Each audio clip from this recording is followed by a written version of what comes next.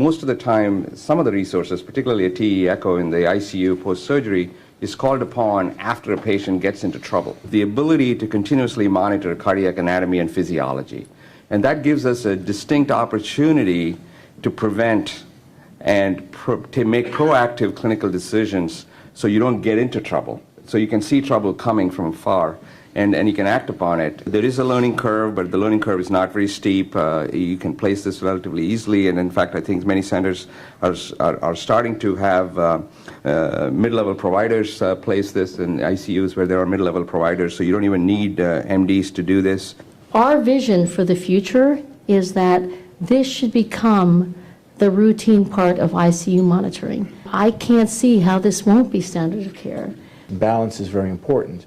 People ask about the cost. Well, the cost of having a patient have the wheels come off the bus or get derailed on post-op hour 7 is very costly. All of a sudden you have nitric going, all of a sudden you have high inotropes, you have volume being given, perhaps inappropriately, and you have a lot of other aspects of care that wind up being much more costly. But the question comes up in the ICU, not necessarily on a panel, is this RV failure? We have a great therapy, and the therapy works very well, provided that A, we don't hurt the RV, or B, we pick the right patients. So the paradigm shift is maintaining balance. What's the incidence of, needing an RVAD after a HeartMate 2 or a heart wear? Now that, for most of you, as most of you in the room know, RV failure, post-durable LVAD implant, is one of the hottest topics in the LVAD world. Since we've used the Armacor probe, our need for RVAD implants in our durable LVAD patients has decreased dramatically.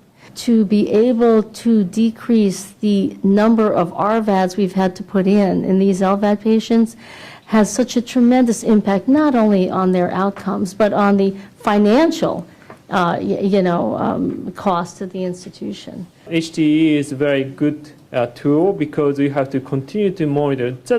Each step I show you before, each single step takes time.